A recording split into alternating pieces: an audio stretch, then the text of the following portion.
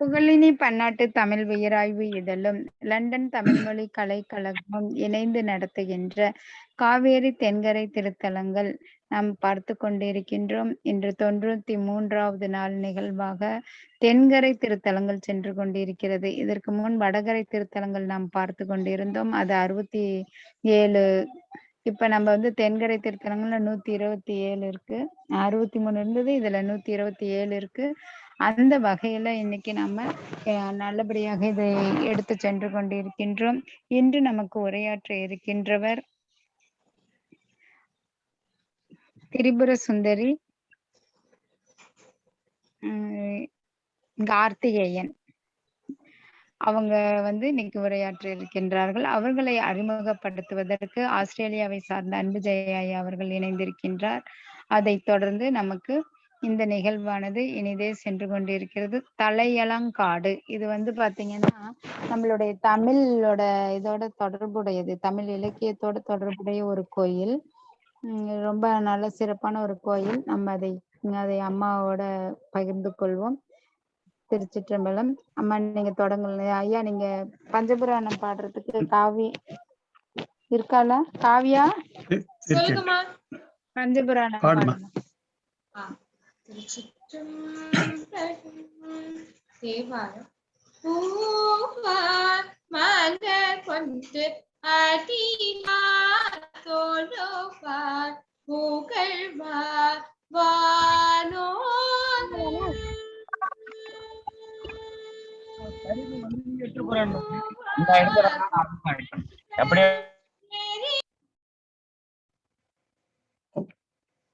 Kavya mute பண்ணு. புறங்களும் எரித்த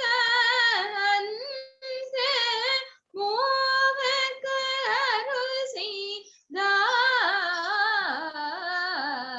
தூமா மழை நின்று திரவி தோடோபின் நீரையோடும்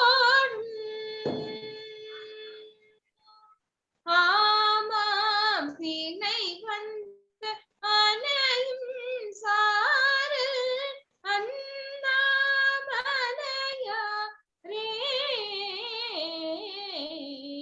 அண்ணாமலையாரே.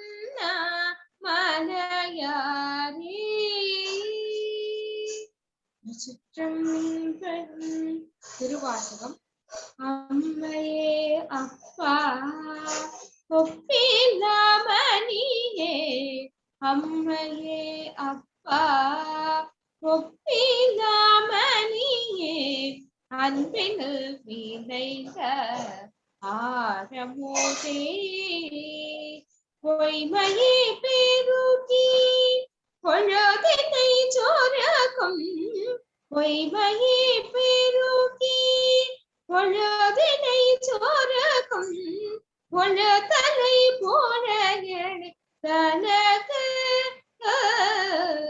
செம்மையே ஆய சிவபதம் அறிக, செம்மையே ஆய சிவபதம் அறிக செல்வமே சிவபெருமானே. இம்மையே உன்னை சிக்கன பிரிதே, இம்மையே உன்னை சிக்கன பிரிதே, எங்களும் தரோழுவதினியே, எங்களுக்கு அருளுவது இனியே. திருச்சிற்றம்பலம். திருவிசைப்பா. பன்னெடும் காலம் பணி செய்த பழையார் காவலரே பணி திருக்க, பன்னெடும் காலம் பணி செய்த பழையார் காவலரே பணி திருக்க, என்னிடும் காயில் நெஞ்சு வீசிறந்த எளிமையை என்று நான் மறக்கே, மின்னெடும் புருவத்து இளமையில் நடையார் விளங்கசை நாடக சாலை, இன்னிடம் பயிலும் இஞ்சி சோல் தஞ்சி रासरासी चरति वर्गे रासरासी चरति वर्गे रासरासी चरति वर्गे திருச்சிற்றம்பலம். திருப்பல்லாண்டு. பாலுக்கு பாலகன் வேண்டிய அழுதிட பாதடல் நீந்த பிரான் மாலிக்க சக்கரம் அன்றருள் செய்தவன் மன்னியதில்லை தன்னுள் ஆலிக்கும் வந்தன வாழ்கின்ற சற்றம் வளமே இடமாக பாழித்த நட்டம் பயில வல்லானுக்கு பல்லாண்டு கூறுதுமே பல்லாண்டு போறதுமே பல்லாண்டு கூறுதுமே.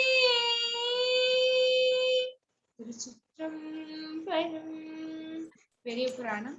உலகெல்லாம் உணர்ந்து ஓதற்கரியவன்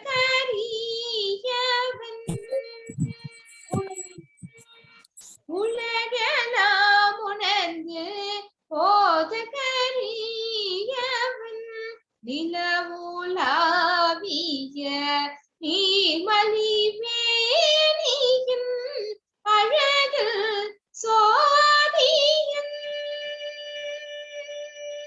அழகு சோதியன் அம்பல தாடுவார் மலஜீலம் பதி வாதிவனன் கோவார் மலஜீலம் பதி வாதிவனன் கோவார்.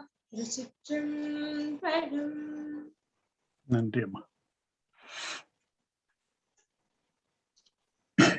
திருச்சிற்றம்பலம். இறை வணக்கம் பாடிய அந்த குழந்தைக்கும் அவங்களுடைய பெற்றோருக்கும் அவங்களுடைய குருவுக்கும் நன்றியை சொல்வோம். இப்பொழுது நம்மளுக்கு சொற்பொழிவாளரை அறிமுகப்படுத்த இருக்கின்ற தொடர்ந்து சொற்பொழிவாளரான அம்மையார் அவர்கள் உரையாற்றுவார்கள். திருச்சிற்றம்பலம். தொடங்கலாம் ஐயா.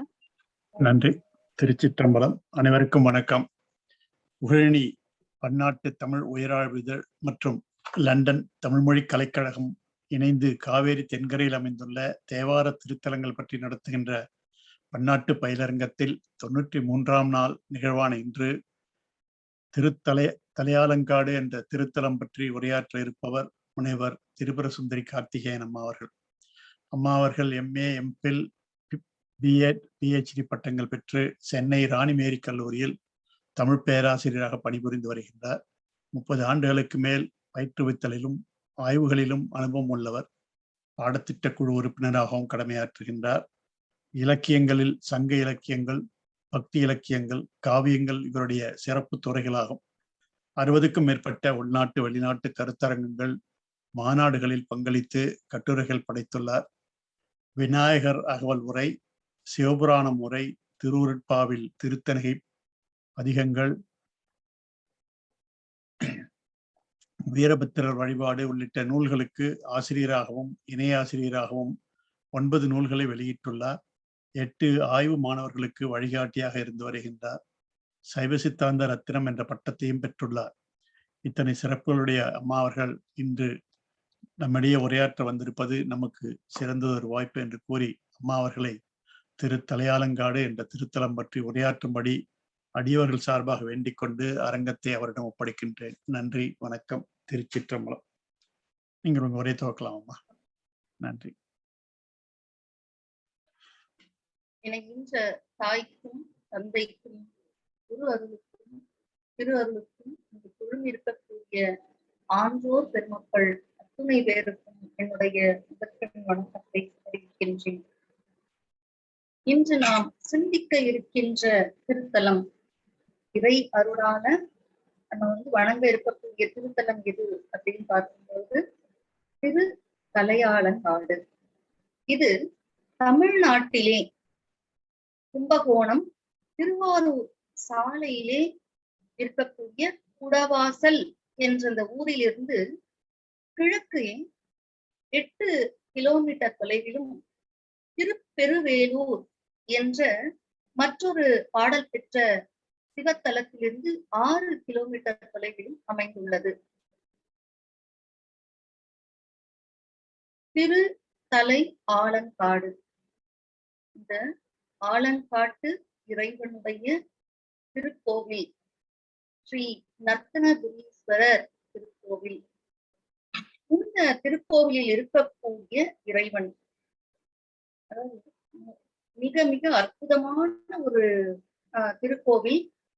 இந்த திருக்கோவிலினுடைய முதலில் திருக்கோவிலை வலம் வந்துவிட்டு இந்த திருக்கோவிலுடைய சிறப்பையும் தல வரலாற்றையும் சிந்திப்போம்.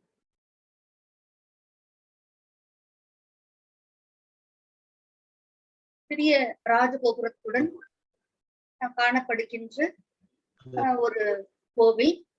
இந்த கோவிலுக்குள் நுழைந்தவுடன் நம்ம முதலிலே சுவாமியினுடைய சன்னதியை தரிசிப்போம். இங்கே இருக்கக்கூடிய இறைவன் ஆடல் வல்லானாக அருட்காட்சி வழங்குகின்றான். நர்த்தன என்பது வடமொழி பெயராகவும் ஆடல் வல்லான் என்பது தமிழ் பெயராகவும் அமைந்திருக்கின்றது. இறைவன் மகா மண்டபத்திலே முயலகன் மீது காலூன்றி நின்று நடம் ஆடுகின்ற நடராஜ சபை காணப்படுகிறது. இந்த இறைவனை ஆடல் வல்லானை நர்த்தனகிரீஸ்வரரை வணங்கிவிட்டு வெளியே வரும் பொழுது வலதுபுறத்திலே தனி சந்நிதியிலே விஸ்வநாதரும் விசாலாட்சி அம்பிகையும் அருள் பாலிக்கின்றனர். கருவறையை சுற்றி தேவகோட்டத்தில் கோபால் அண்ணையா அவங்க மியூட் பண்ணி வைங்க. அவங்க மைக்க பேசுறவங்களுக்கு இடைஞ்சலா இருக்கு. நீங்க பேசுங்கம்மா. தேவகோட்டத்தில் தட்சிணாமூர்த்தி பெருமான் அருட்காட்சி வழங்கிக் கொண்டிருக்கின்றார். அற்புதமாக பிரசன்ன விநாயகர் அருட்காட்சி வழங்குகின்றார்.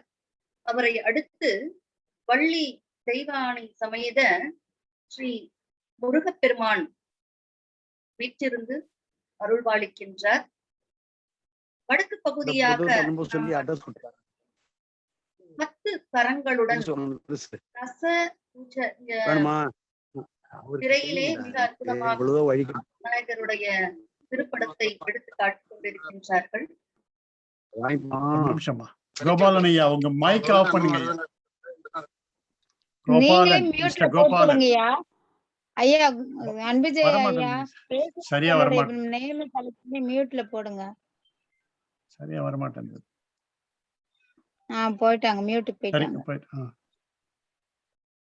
பேசுங்கம்மா, மன்னிக்கணுமா. பரவாயில்ல. ஆக இந்த இறைவனுடைய திருச்சன்னதிக்கு வெளியே தனி சந்நிதியிலே காசி விஸ்வநாதர் விசாலாட்சியினுடைய திருச்சன்னதி காணப்படுகிறது என்று பார்த்தோம். தேவக்கோட்டத்துல தட்சிணாமூர்த்தி பெருமான் மிக அற்புதமாக வீற்றிருந்து அருள்பாலிக்கின்றார். கன்னி மூலையிலே பிரசன்ன விநாயகர். விநாயகரை பார்க்கும் பொழுதே அந்த மனதில் இருக்கக்கூடிய துயரங்களை எல்லாம் அப்படியே கலைந்து ஒரு மகிழ்வை தரக்கூடிய அற்புதமான ஒரு அருட்தோற்றம். அவரை அடுத்து வள்ளி தெய்வானை சமேத முருகப்பெருமான் வீற்றிருந்து அருள்கின்றார். வடக்கு பகுதியிலே 10 கரங்களுடன் தசபுஜ காளி தேவி, இந்த காளி தேவியினுடைய சன்னதி அமைந்திருக்கிறது. இந்த காளி தேவி தசபுஜ காளி தேவியாக இருக்கக்கூடிய இந்த காளி தேவியை வழிபட்டுதான் பாண்டிய மன்னன் போரிலே வெற்றி பெற்றான் என்று குறிப்பிடுகின்றார். நம்முடைய இலக்கியங்கள்ல தலையாளங்கானத்து செருவென்ற பாண்டியன் நெடுஞ்செழியன் என்று இந்த பாண்டிய மன்னனுடைய வெற்றியை நம்முடைய புறநானூறு குறிப்பிடுகின்றது. அந்த புறநானூற்றிலே காணப்படுகின்ற இந்த தலையாளங்கானம் என்பது இந்த திரு தலை ஆலங்காடு என்பதுதான். மிக அற்புதமாக இங்க திரையிலே காட்டப்படுகின்ற இந்த தசபுஜ காளி தேவியினுடைய திருச்சந்நிதி பாத்தீங்கன்னா ஒரு மண்டபத்தோடு கூடியதாக அந்த சந்நிதி காணப்படுகிறது. சுவர் ஓவியமாக துவார பாலகியருடைய திருவுருவம் எழுதப்பட்டிருக்கின்றது. இந்த காளி தேவியினுடைய வழிபாடு என்பது இந்த திருத்தலத்தில் மிக மிக பிரசித்தமாக காணப்படுகின்றது. முதல்ல வெற்றியை தந்தவள் பாண்டியன் இந்த காளிதேவி வழிபட்டு சென்றுதான் சேரனையும் சோழனையும் போரிலே வெற்றி கொண்டான் என்ற வரலாறு நமக்கு புறநானூற்றின் வழி அறிய முடிகின்றது.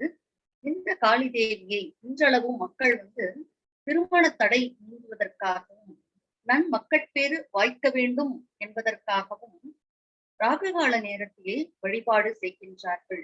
இந்த வழிபாடு செவ்வாய் வெள்ளிக்கிழமைகளிலே மிக சிறப்பாக நடைபெற்று வருகின்றது. கருவறையில் இருக்கக்கூடிய விமானம், இந்த விமானத்தினுடைய தோற்றம் இந்த திருத்தலத்திலே மிக வித்தியாசமாக இருக்கும். இந்த தசபுஜ காளி தேவிய நமக்கு திரையிலே காட்டிக் கொண்டிருக்கின்றார். பாத்தீங்கன்னா இவ்வளவு அற்புதமான ஒரு திருத்தோற்றம் என்பதை நம்மால அறிய முடிகின்றது. வெற்றியை தரக்கூடிய ஒற்றுவை அன்னையாக இங்கே தசபுஜ காளி தேவி காட்சியளிக்கின்றாள் என்பதை பார்க்கின்றோம். இந்த திருத்தல மூலவரனுடைய விமானம், இந்த விமானம் பாத்தீங்கன்னா பார்ப்பதற்கு மிக வித்தியாசமான ஒரு தோற்றத்திலே காணப்படும். மற்ற கோவிலில் இருக்கக்கூடிய விமானம் போன்று இல்லாமல் இந்த கோவில்ல விமான மண்டபத்திலேயே பஞ்சமூர்த்திகள் அருட்காட்சி வழங்கி கொண்டிருக்கின்றார்கள். விமான மண்டபத்துல பஞ்சமூர்த்திகளை நாம் ஒரு சேர பார்க்க முடியும். அப்பருக்கு இறைவன் திருக்காட்சி கொடுத்த அந்த பல வரலாற்றை சித்தரிக்கக்கூடிய அந்த தோற்றம் இங்கே விமானத்திலே சித்தரிக்கப்பட்டிருக்கின்றது. தை மாதம் அமாவாசை நாளன்று அப்பருக்கு இறைவன் அருட்காட்சி கொடுத்தார் என்பது இந்த தலபுராணம் தெரிவிக்கின்ற ஒரு செய்தி. அந்த காட்சியை மூலவருடைய விமானத்திலே நாம் பார்க்க முடியும்.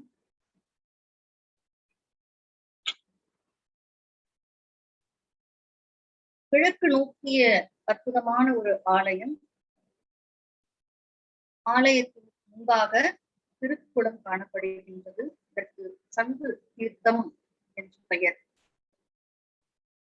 இந்த சங்கு தீர்த்தம் மிகவும் சிறப்பினை உடையது.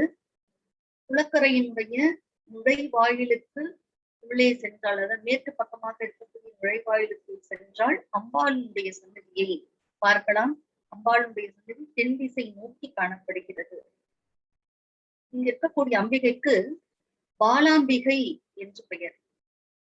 பொதுவாக ஒரு வீட்டிலே பெண் குழந்தை பிறக்கிறது என்று சொன்னா அந்த குழந்தைக்கு பெயர் வைக்கும் பொழுது நீங்க எந்த பெயரை வைத்தாலும் சரி, அந்த குழந்தையை முதலில் அழைக்கக்கூடிய பெயர் பாலாம்பிகை என்ற திருப்பெயராகத்தான் இருக்க வேண்டும்.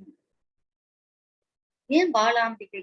பாலாம்பிகை வாலாம்பிகை என்ற பெயர் கொண்டு அந்த பெண் குழந்தையை அழைத்து அதன் பிறகு வேறு பெயரை சூட்டுகின்ற ஒரு மரபு பண்டை தமிழ்நாட்டிலே காணப்பட்டது. வழி வழியாக முன்னோர்கள் பின்பற்றி வந்த ஒரு மரபு என்றே சொல்ல வேண்டும்.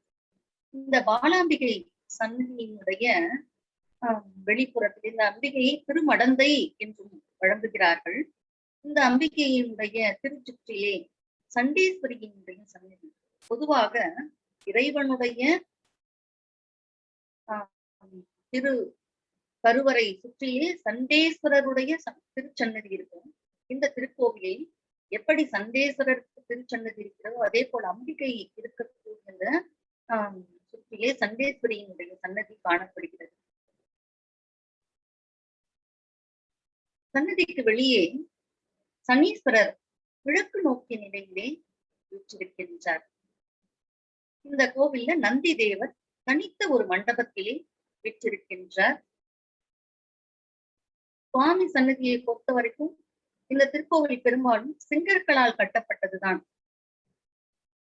சுவாமி சன்னதி பொறுத்தவரைக்கும் சபா மண்டபம் இருக்கிறது, மகா மண்டபம் உள்ளது, அத்த மண்டபம், கருவறை என்று இருக்கக்கூடிய இந்த திருக்கோவில்ல இறைவன் நீண்ட வானத்திலே சதுர ஆவுடையார் மீது அற்புதமாக அருட்காட்சி வழங்குகின்றார். இதுதான் இந்த நர்த்தன திருக்கோவில்ல இருக்கக்கூடிய தனிச்சிறப்பு. வானம் நீண்டு இருக்கிறது, ஆவுடை சதுர ஆவுடை. பொதுவாக வட்டமாக இருக்கக்கூடிய ஆவுடையை நம்ம பார்க்கிறோம். சதுர ஆவுடைக்கு தனி சிறப்பு உண்டு. இந்த ஆலயத்தை வலம் வரும்பொழுது இங்க நர்த்தனபுரீஸ்வரர் நம்ம திரையிலே இப்பொழுது காணுகின்றோம். அவரை வணங்கிவிட்டு ஆலயத்தை வளமாக வரும்பொழுது வடக்கிலே தல விருட்சமாகிய பலா மரம் காணப்படுகிறது. இந்த பலாமரத்தின் அருகிலே லிங்க திருமேனியும் அம்பிகையினுடைய சந்நிதியும் விநாயகர் முருகனுக்கு தனித்தனி சந்நிதியும் காணப்படுகின்றன. மிக அற்புதமான ஒரு விருட்சம். இந்த விருட்சத்துக்கு அருகில் இருக்கக்கூடிய சந்நிதிகள். இந்த சுவாமி சன்னதிக்கு முன்பாக நம்ம பார்க்கும்பொழுது ஓடை சுவடி ஏந்திய சரஸ்வதியினுடைய திருவுருவம் காணப்படுகின்றது.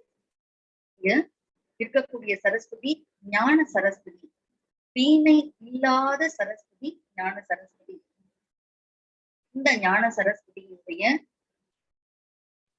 திருவுருவம் ஏன் இங்க இருக்கு அப்படின்னு பார்க்கும்போது, இங்கே சரஸ்வதி இறைவனை வழிபட்டு அந்த வழிபாட்டு பயனாக ஜோதிர்லிங்க தரிசனத்தை இங்கே கண்டதாக ஒரு வரலாறு காணப்படுகின்றது. சூரிய பகவான் இங்கு வழிபட்டு இருக்கின்றார்.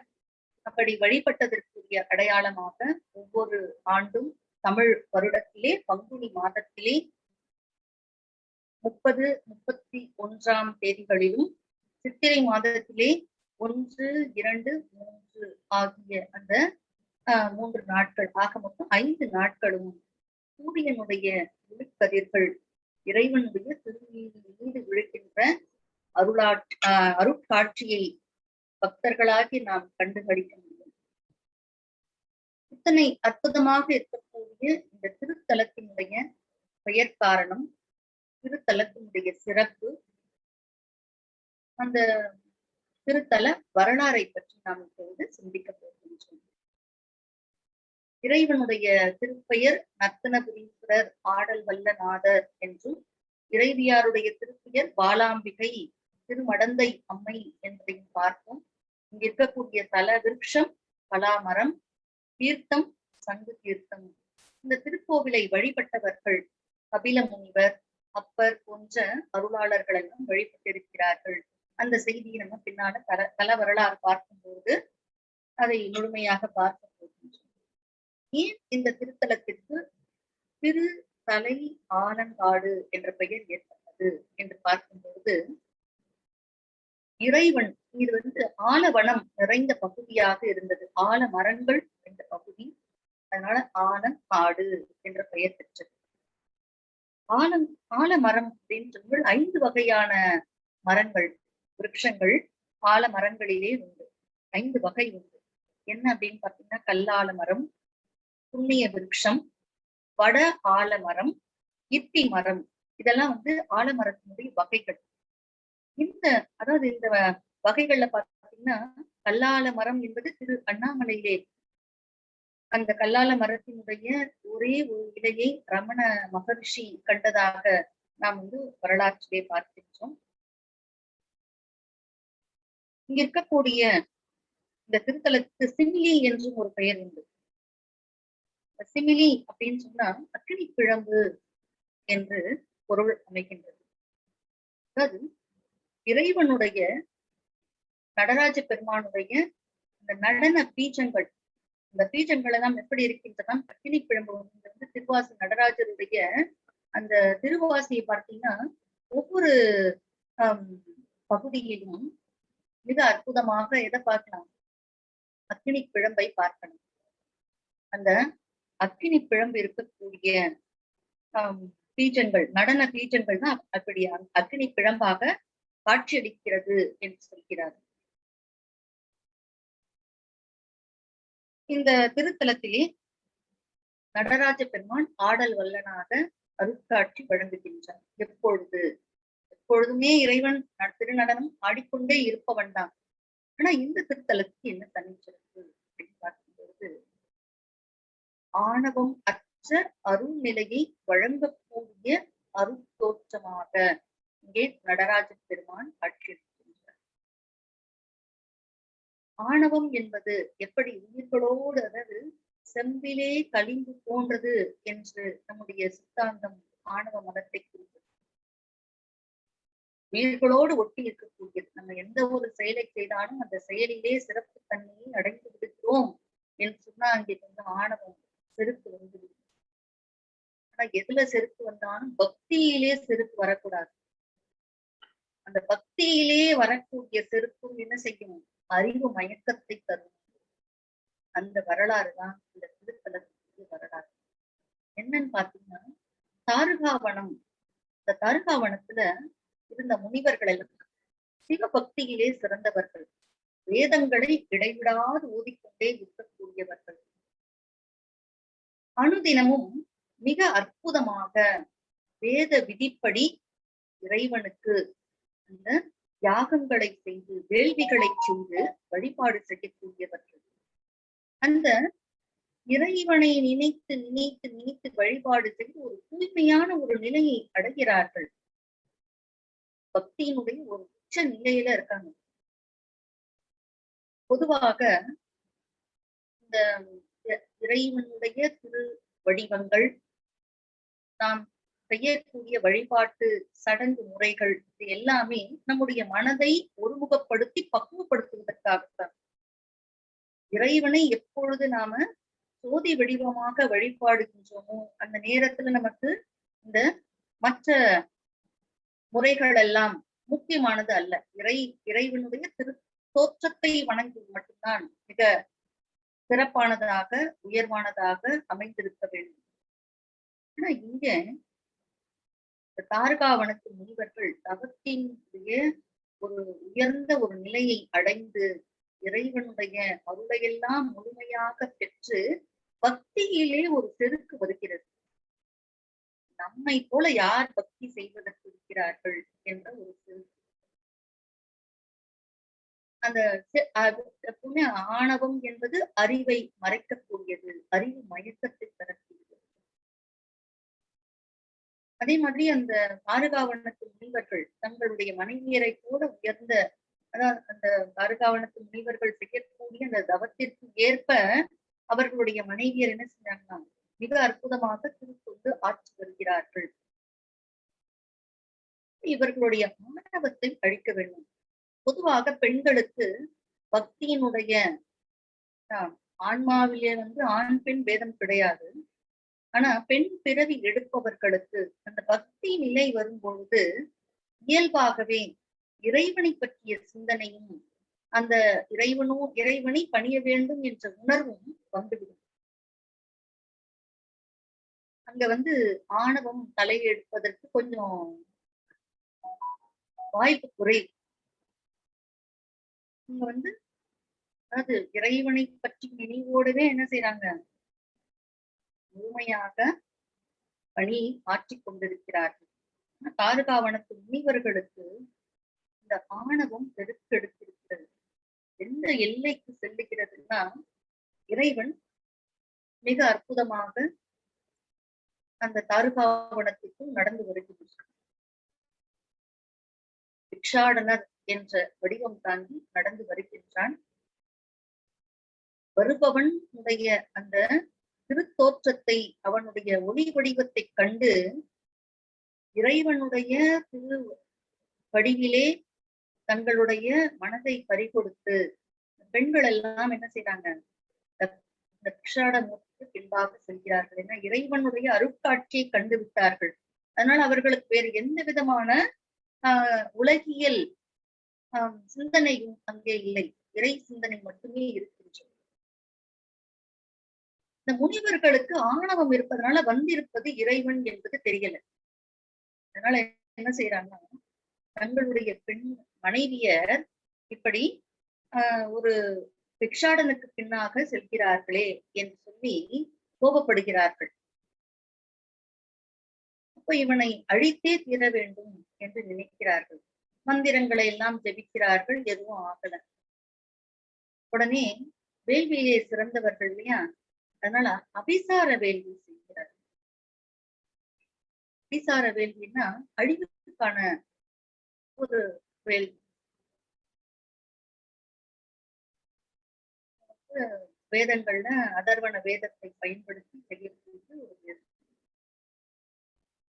இந்த வேள்வியை செய்து இந்த வேள்வியிலிருந்து எண்ணற்ற பொருட்களை உருவாக்குகிறார்கள்.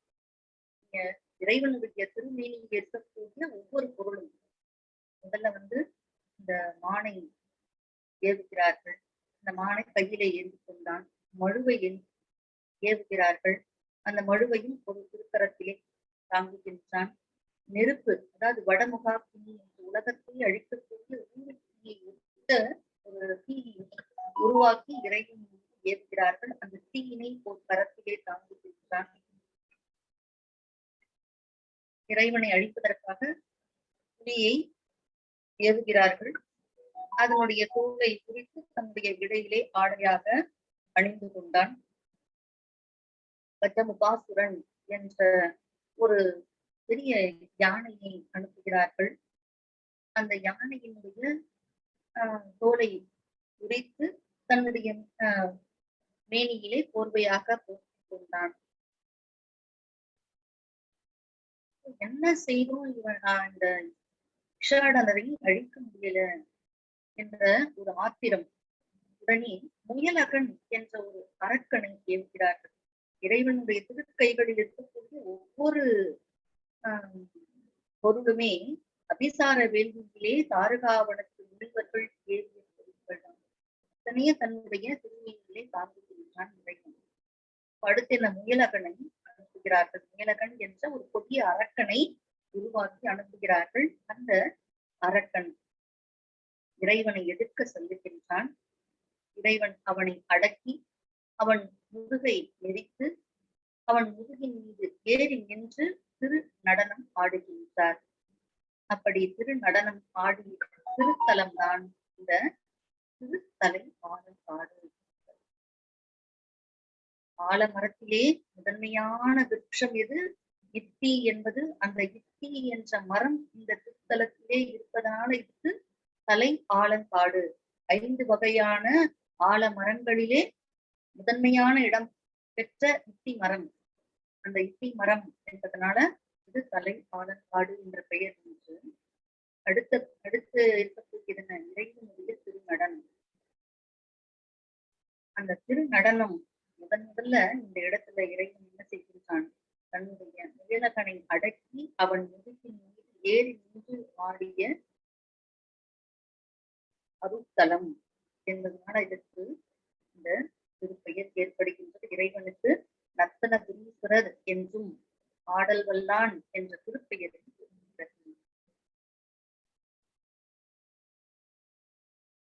இங்க இருக்கக்கூடிய இந்த அதாவது இறைவனுடைய திருநடனம், இந்த திருநடனத்துல பாத்தீங்கன்னா எண்ணற்ற பீஜங்கள், நடன பீஜங்கள் ஏற்படும். அவையெல்லாம் அக்னி பீஜங்களாக இருக்கும் இல்லையா?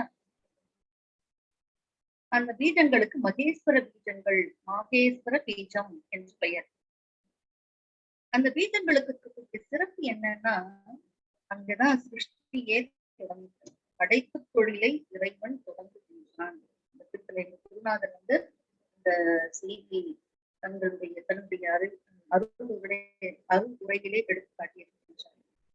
இறைவன் திரு நடனம் ஆடும் பொழுது அவருடைய திருமேனியிலிருந்து வெளிப்பட்ட மாகேஸ்வர பீஜங்கள் அவை அக்னி பிழம்புகளாக வெளிப்படுகின்றன. அவற்றிலிருந்து தான் இந்த உலகத்தின் சிருஷ்டி தோன்றியது, படைப்பு தொழில் தோன்றியது. அதனால படைப்பு தொழிலை செய்கின்ற நடராஜ பெருமான் அருட்காட்சி வழங்குகின்ற அருட்தலம் இந்த திரு தலை ஆலங்காடு என்பது. இங்க இருக்கக்கூடிய இறைவனை கமல முனிவர் வழிபட்டு, கிருத யுகத்திலே வழிபட்டவர் கமல முனிவர். அவர் வழிபட்டு இறைவனிடம் சிந்தாமணியை பெறுகின்றார் என்பதை பார்க்கிறோம். அதே மாதிரி இங்க இருக்கக்கூடிய அம்பிகை இந்த தலத்தினுடைய இன்னொரு சிறப்பு என்ன அப்படின்னு பாத்தீங்கன்னா, இந்த திருத்தலத்துக்கு மிக அருகாமையிலே ஆச்சாள்புரம் என்று ஒரு திருத்தலம் காணப்படுகிறது. அங்க இருக்கக்கூடிய அம்பிகைக்கு திரு வெண்ணீற்று அம்மை என்று பெயர். அந்த வெண்ணீற்று அம்மை இந்த திருத்தலத்துக்கு அம்பிகை இங்க வந்து வழிபாடு செய்கின்றாள். வழிபாடு செய்து சங்கினை பெறுகின்றாள். அந்த சங்கிலிருந்து அந்த சங்கிலே வெந்நீர் வைத்து வருபவர்களுக்கெல்லாம் கொடுக்கின்றார். அந்த வெந்நீர் ஒளிமயமாக தேசியமயமாக இருந்து அற்புதமாக ஒளி வீசிக்கொண்டே அந்த அக்னி சுடரை வீசிக்கொண்டே இருக்கும். அப்படிப்பட்ட அம்பிகை திருவெண்ணீற்று அம்மை. அந்த அம்பிகை இங்கு வந்து வழிபட்டு சங்கினை பெற்ற திருத்தலம். அதுதான் இங்க இருக்கக்கூடிய சங்கு தீர்த்தத்தினுடைய சிறப்பு.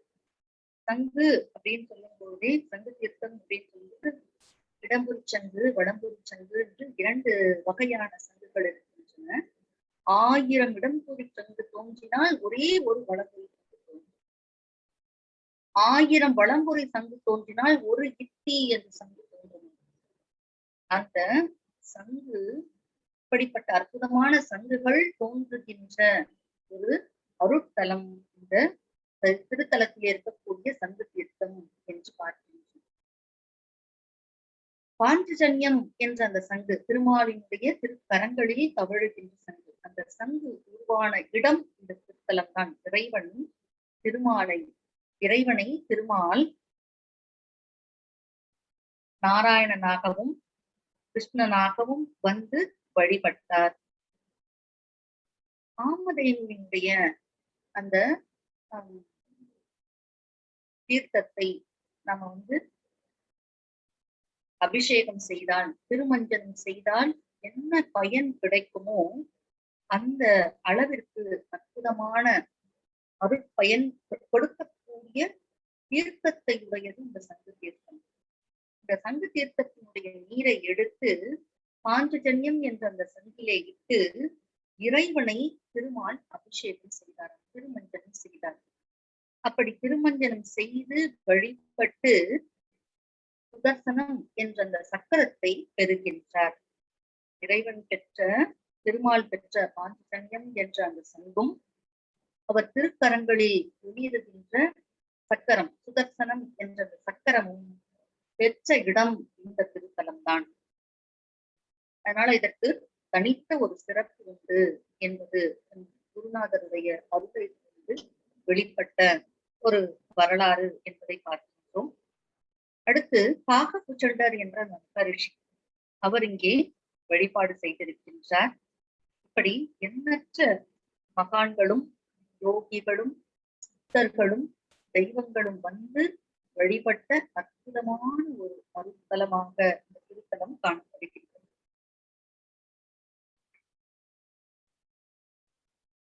இந்த திருவெண்ணீற்றம்மை வழங்குகின்ற அந்த வெந்நீர் இருக்குன்னா அந்த வெந்நீரிலே தோன்றுகின்ற ஜோதிக்கு ஸ்வேத பிரகாசம் என்று ஒரு பெயர். அந்த ஸ்வேத பிரகாசம் என்ற ஜோதி உடைய அந்த சங்கானது இங்க இருக்கக்கூடிய சங்கு தீர்த்தத்திலே தோன்றியது என்பது இந்த தலத்தினுடைய சிறப்பு என்பதை பார்க்கிறோம். இந்த தீர்த்தத்துக்கும் சரி இந்த திருத்தலத்தில் இருக்கக்கூடிய விருட்சங்களுக்கும் சரி பல வகையான சிறப்பு உண்டு. ஆலம்பட்டை கஷாயம் பொதுவாக பேச்சாளர்கள், ஆசிரியர்கள்,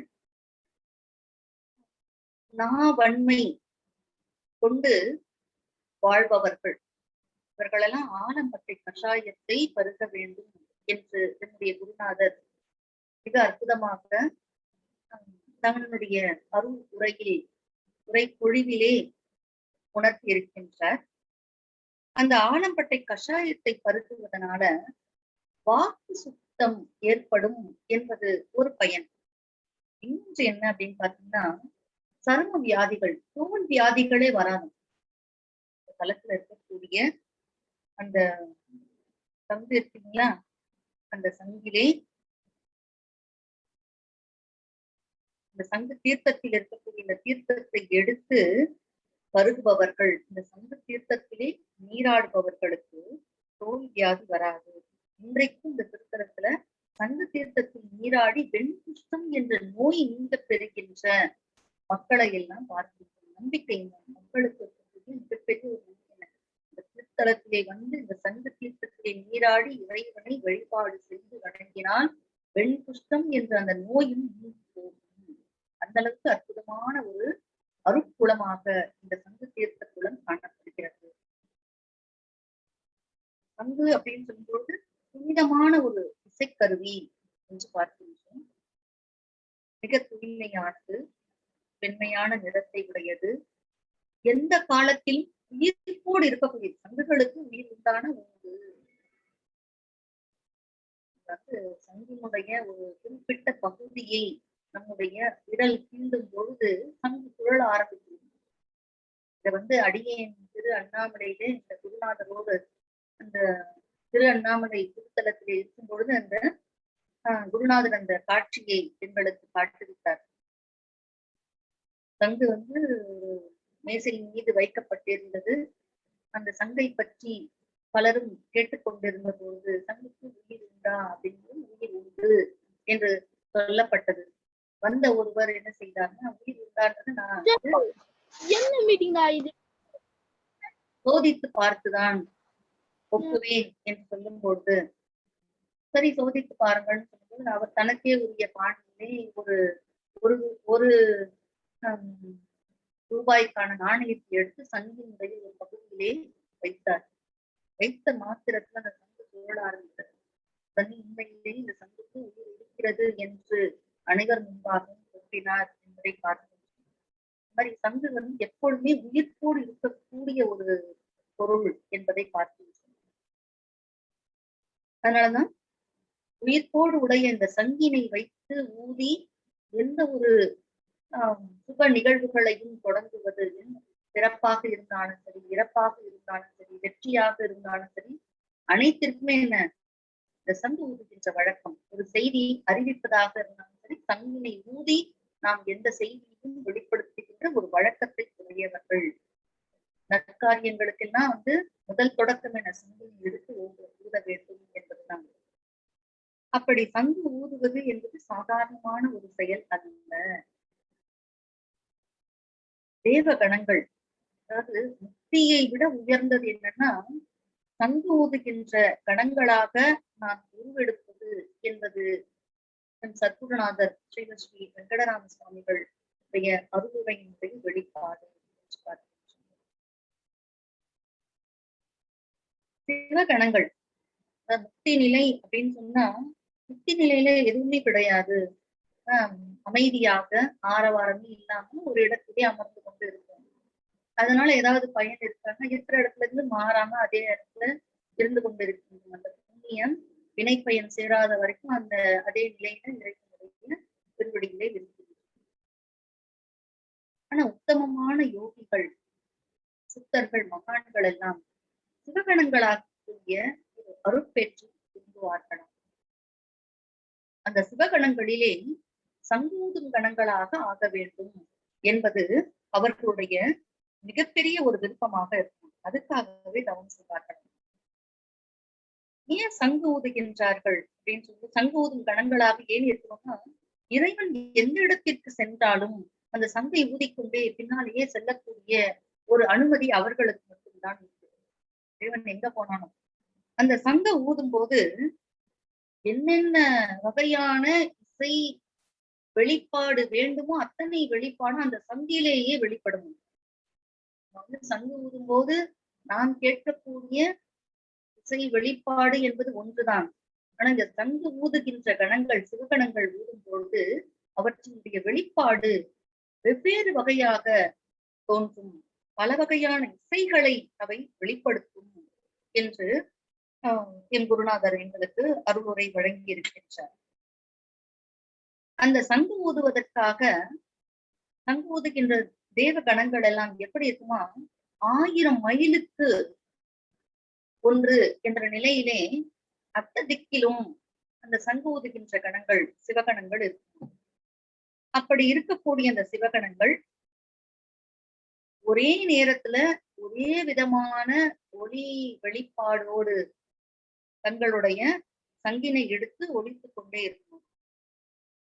எல்லா திக்கிலிருந்தும் வரக்கூடிய அந்த இசை வெளிப்பாடு என்பது ஒரே மாதிரியாக இருக்கும். அது எப்படி சாத்தியம் அப்படின்னு சொன்னா, இந்த திருத்தலத்திலே, இந்த சங்கு தீர்த்தத்திலே 8 திக்கிலே இருந்து சங்கு ஊதி இறைவனுடைய அருளை பெற்று அந்த வாய்ப்பினை அந்த தேவகணங்கள் சங்கு ஊதுகின்ற கணங்கள் எல்லாம் பெறுகின்றன என்பது ஒரு பெரிய செய்தியாக நமக்கு வெளிப்படுத்துறது. கோவில் தூண்கள்லாம் பார்த்தீங்கன்னா நிறைய இடங்கள்ல சங்கினுடைய வடிவங்களை நம்ம பார்க்கணும். மிக சிறிய கோவில், ஆனா இதனுடைய சிறப்பு என்பது மிக மிக பெரியது. இது ஆரவாரமே இல்லாம ஒரு அமைதியான ஒரு சூழல்ல இருக்கு. பொதுவாக இறைவனுடைய அந்த அருளாட்சி அதிகமாக இருக்கக்கூடிய கோவில்கள்ல மனிதனுடைய நடமாட்டம் கொஞ்சம் குறைவாத்தான் இருக்கு. அத அது ரொம்ப சிறியதாக சாதாரணமாக கருதுகின்ற ஒரு பாங்கினை உடையவர்களாகத்தான் இருக்கும். ரொம்ப பெரியதாக கற்றளிகளாக இருந்தா பிரம்மாண்டமாக இருந்தா அந்த கோவில்ல இருக்கக்கூடிய மூர்த்தங்களை வழிபாடு செய்வதற்கு கூட்டம் அப்படியே அலைமோதி கொண்டிருக்கும். மிக சிறிய வடிவிலே இருக்கக்கூடிய இந்த திருக்கோவில்கள்னா பெரும்பாலானவர்கள் பார்ப்பதே இல்லை. இருக்கக்கூடிய மூர்த்தி சுயம்பு மூர்த்தி, அதுதான் தமிழ்நாட்டுல மட்டும் பல கோடிக்கணக்கான சுயம்பு மூர்த்தி கோவில்கள் காணப்படுகிறது. அந்த சுயம்பு மூர்த்திகளை எல்லாம் நாம் கண்டு தரிசிக்க வேண்டும் என்று சொன்னா அதற்கு உரிய பிறவிகள் எத்தனை என்பது யாருக்குமே தெரியாது. அவ்வளவு சுயம்பு மூர்த்தங்கள் இருக்கின்றன. அதனாலதான் இந்த சுயம்பு மூர்த்தங்கள் இருக்கக்கூடிய இடங்களில் எல்லாம் தேவர்கள் எல்லாம் வழிபாடு செய்வார்கள். இந்த திரு அண்ணாமலையில திரு கார்த்திகை தீபத்தன்று இந்த ஜோதி தரிசனத்தை பார்க்கும்போது திடீரென்று ஒரு மேகக்கூட்டம் அந்த ஜோதி அப்படியே மறைத்துவிடும். ஏன் இப்படி மேகக்கூட்டம் மறைக்கிறது அப்படின்னு கேட்கும்போது எங்களுக்கு முன்னாடி தேவர்கள் எல்லாம் வழிபாடு செய்து கொண்டே இருக்கிறார்கள். அதனால தேவ வழிபாடு அங்கே நடைபெறும் போது இந்த மேக கூட்டங்கள் முழுமையாக நம்முடைய கண்களுக்கு அந்த ஜோதி தரிசனத்தை காட்டாது என்ற செய்தி. அதனால சுயம்பு மூர்த்தங்கள் எங்கெங்கெல்லாம் இருக்கும் அங்கே பல கோடிக்கணக்கான தேவர்கள் ஒன்றாக கூர்மி இருந்து வழிபாடு செய்வார்கள். அப்படிப்பட்ட ஒரு அற்புதமான ஒரு திருத்தலம். இந்த திருத்தலத்துக்கு அப்பர் பெருமான் வரும்போது இங்க இருக்கக்கூடிய அந்த மணல் துகள்களை எல்லாம் பார்க்கின்றார். எல்லாமே எப்படி இருக்கு, இவருக்கு லிங்க வடிவமாக காட்சியளிக்கின்றது. இந்த திருத்தலத்திலே காலை வைத்து நம்ம நடக்கக்கூடாது, அதற்குரிய அருகதையே நமக்கு கிடையாது. இத்தனை லிங்கங்களுக்கு மேல நம்ம எப்படி நடக்கிறது என்று நினைத்து அவர் என்ன செய்தாராம், கைகளை தரையிலே ஊன்றி நடந்தார், தலைகீழாக நடந்தார். தலையை காலை மேல தூக்கிட்டு தலையை கீழே வச்சு கையை ஊன்றி கொண்டு நடந்தார் அப்பர் பெருமான். அதனாலதான் இங்க திருக்கையிலை காட்சி இந்த திருத்தலத்துல இறைவன் அவருக்கு வழங்கினார் என்பதை பார்க்கின்றோம். அவ்வளவு அற்புதமான ஒரு திருத்தலம். இங்கு வழிபாடு செய்வதனால ஆன்ம அறிவை பெறக்கூடிய வாய்ப்பினை ஒவ்வொரு ஆன்மாவும் பெறும் என்பது மிக மிக முக்கியமான ஒரு விஷயம். இங்க இருக்கக்கூடிய ஞான சரஸ்வதி, வீணை இல்லாத சரஸ்வதிக்கு ஞான சரஸ்வதி என்று பெயர். ஒளிச்சுவடிய கற்றது கைமண்ணளவு கல்லாதது உலகளவு என்று உச்ச தலைமடந்தை இன்னமும் ஓடிக்கொண்டிருக்கின்றாள் என்று சொல்லுகின்ற அளவுக்கு இந்த சரஸ்வதி தேவி கையிலே ஏட்டுச்சுவடியை வைத்துக் கொண்டு இறைவனை நோக்கி வணங்கி இறைவனிடம் அறிவு பெருக்கை பெற்றுக்கொண்டே இருக்கின்றாள். அதனால இறைவன் அவளுக்கு ஜோதிர்லிங்கமாக அருட்காட்சி வழங்கி ஞானத்தை தந்து அருளினார் என்பதனால இங்க இருக்கக்கூடிய சரஸ்வதிக்கு ஞான சரஸ்வதி பெயர். இந்த சரஸ்வதியை வழிபாடு செய்பவர்கள் கல்வி கேள்விகளிலே சிறப்பான இடத்தை பெறுவார்கள் என்பது ஒரு பெரிய வழிபாட்டு பயனாக அமைந்திருக்கின்றது. இங்க இருக்கக்கூடிய விஸ்வநாதர் விசாலாட்சி சன்னதி, காசி விஸ்வநாதர் விசாலாட்சி சன்னதி எங்கெல்லாம் இருக்கிறதோ அங்கெல்லாம் கங்கையுடைய நீரோட்டம் இருக்கும் என்பது என்னுடைய குருநாதர் ஸ்ரீ வெங்கடராம சுவாமிகள் அவருடைய அருள்முறை. அதனால இந்த திருத்தலத்திலே அந்த விஸ்வநாதர் சன்னதிக்கு கீழே கங்கையின் நீரோட்டம் இருக்கிறது என்று நாம் முழுமையாக நம்பலாம். அது மட்டும் இல்லாம இந்த தலத்தினுடைய மற்றொரு சிறப்பு என்று பார்க்கும்போது நந்திதேவர். நந்திதேவர் தனி மண்டபத்திலே அமர்ந்திருக்கின்றார். சனீஸ்வரர் இருக்கக்கூடிய சனீஸ்வரரை வழிபாடு செய்வதனால சனி தோஷங்கள் எல்லாம் நீங்கும். சனியினால் வரக்கூடிய இந்த 7.5 சனியினால் வரக்கூடிய துன்பங்கள் எல்லாம் நீங்கும் என்பது வழிபாட்டு பயனாக அதை பார்க்கின்றோம். சூரிய வழிபாடு செய்யும்போது அந்த சூரிய வழிபாட்டு பயனாக ஆன்ம ஞானத்தை பெற முடியும் என்பது புத்தர்களுடைய அருள் வாக்காக அமைந்திருக்கின்றது. இந்த கோவிலினுடைய பழமையை பற்றி சொல்லும்போது எத்தனை 1000 ஆண்டுகள் பழமையானதுன்னு தெரியுதுன்னா, கமல முனிவர் கிருதயுகத்திலே வழிபட்டு இருக்கின்றார். அப்படின்னா என்ன, 4 யுகங்களாக இருக்கக்கூடிய ஒரு கோவில். அப்ப எவ்வளவு சிறப்பானதாக இந்த திருக்கோவில் அமைந்திருக்கும், இதனுடைய வழிபாட்டு பயன் எத்தகைய உயர்வானது என்பதை நாம் சிந்திக்க வேண்டும். தேவார பாடல் பெற்ற தலம், தென்னிந்திய வரலாற்றிலே இடம்பெற்ற தலம் என்ற சிறப்பு இதற்கு உண்டு என்பதை பார்க்கின்றோம். இப்பொழுது நம்ம இந்த திருத்தலத்தினுடைய மேன்மையை அப்பர் பெருமானுடைய அருள் வாக்கின்படி பார்க்க போகின்றோம். இந்த சங்க தீர்த்தத்துல 45 நாட்கள் நீராடுகின்ற ஒரு வழக்கத்தை அடியவர்கள் இன்றளவும் பின்பற்றி கொண்டு இருக்கிறார்கள் என்பது மிகவும் குறிப்பிடத்தக்க ஒரு செய்தி. இங்க காவிரி நதி சோழ சூடாமணி என்ற ஒரு கிளை நதியாக பாய்கின்றது. அதனை கடுவாய் தீர்த்தம் என்று சொல்வார்கள். கங்கையும் காவிரியும் ஒன்றாக இணைந்து வரக்கூடிய இணைந்து இருக்கக்கூடிய ஒரு திருத்தலமாக இந்த திருத்தலம் புனிதத்துவத்தை பெற்று திகழ்கிறது என்பதை பார்க்கின்றோம்.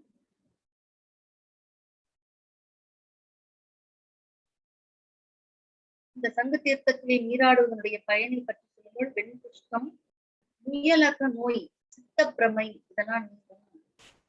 எவ்வளவு கடுமையான நோய்களுக்கு உட்பட்டவர்களும் வழிபாடு செய்தால் நிச்சயமாக அந்த நோய் நிவர்த்தியை பெறுவார்கள் என்பதை பார்க்கின்றோம். கபில முனிவர், கமல முனிவர், கார்காவனத்து முனிவர்கள், காளி தேவி, சனி பகவான், திருநாவுக்கரசு நாயனார் என்று எண்ணற்ற அருளாளர்களால் வழிபட்ட இந்த திருத்தலத்தை நிச்சயமாக திருஞான சம்பந்தர் வழிபட்டு இருக்க வேண்டும். ஏன்னா இந்த தலத்திற்கு அருகிலே இருக்கக்கூடிய குடவாயூர், நாளூர் மயானம், பெருவேலூர், கரவீரம் போன்ற தலங்களில் எல்லாம் இருக்கக்கூடிய இறைவனை இவர் தேவார பதிகங்களால் பாடியிருக்கின்றார். அப்போ அருகிலேயே இருக்கக்கூடிய இந்த தலையாள காட்டை நிச்சயமாக பாடியிருப்பார். ஆனா நம்முடைய வினை பயன் அந்த பதிகம் நமக்கு கிடைக்கவில்லை. அதே மாதிரி சுந்தரர் திருவாரூரையும் திருவாங்கியத்தை பாடியிருக்கிறார்னு இந்த திருத்தலத்தை நிச்சயம் பாடியிருக்க வேண்டும். அவருடைய திருப்பதிகமே கிடைக்கல. நமக்கு கிடைத்திருக்கக்கூடிய ஒரே ஒரு பதிகம் என்ன அப்படின்னு பாத்தீங்கன்னா அப்பர் பெருமானுடைய திருப்பதிகம் மட்டுமே கிடைத்திருக்கின்றது. அப்போ அப்பர் பெருமானுடைய அந்த தேவார திருப்பதிகத்தினுடைய சிறப்பை பார்க்க போகின்றோம்.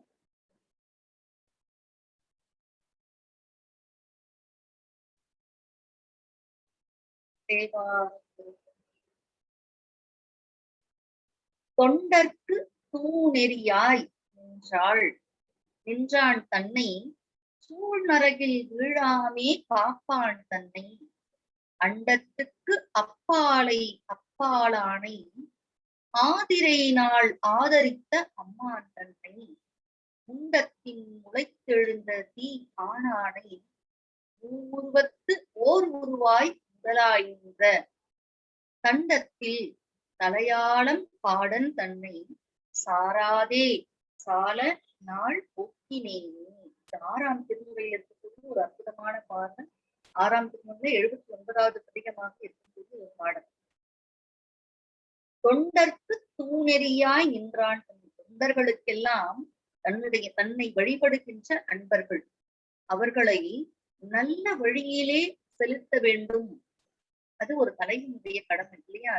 அந்த நன்னெறியிலே செலுத்துகின்றவன் என்று சொல்லும் பொழுது இந்த வரலாற்றை நாம் நினைவு கூற வேண்டும். தாருகாவனத்து முனிவர்கள் சிவபக்தியிலே சிறந்தவர்கள். ஆனால் அவர்களுக்கு ஆணவம் மிகுந்த பொழுது அவர்களை என்ன செய்கின்றார்? இறைவன் வந்து நன்னெறிப்படுத்துகின்றார்.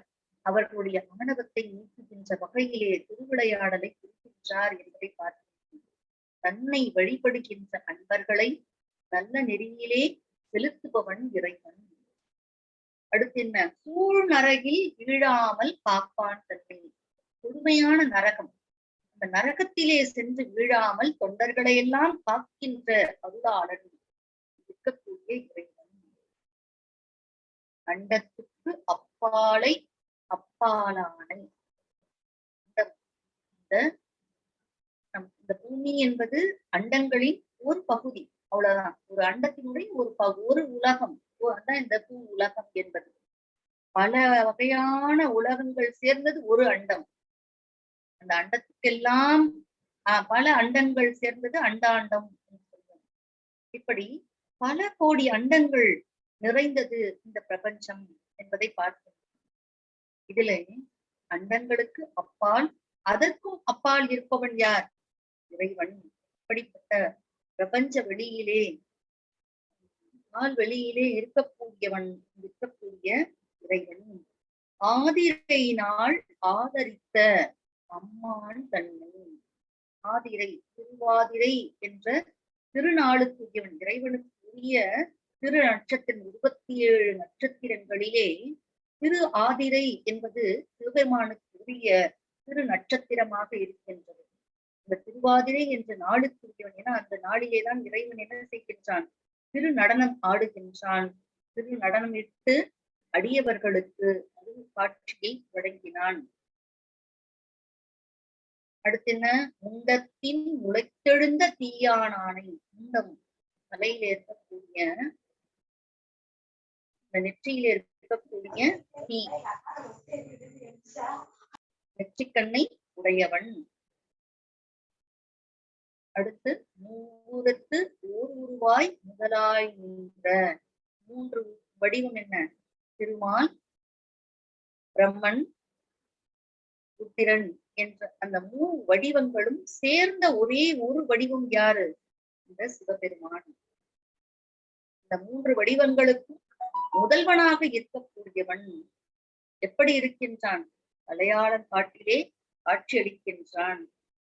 இத்தனை நாட்களாக இத்தனை சிறப்புடைய இறைவனை நாம் பார்க்காமல் காலத்தை வீணாக்கி விட்டோமே என்று வருந்தி இறைவனை பாடி பரவுகின்றார் திரு நாவுக்கரசர்.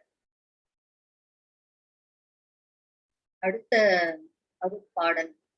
அங்கிருந்த அரையானை அம்மான் தன்னை அவுணர் புறம் ஒரு நொடியில் செய்தானை.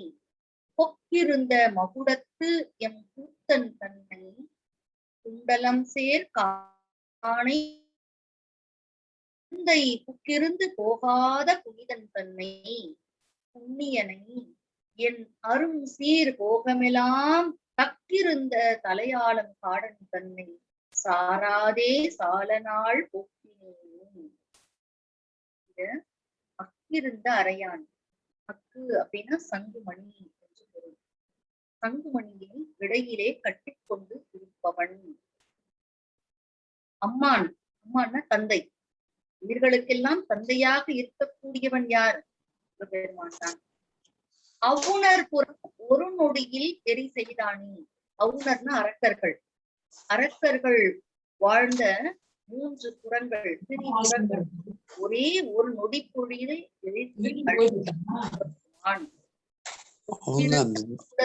எம் கூத்தன் தன்னை.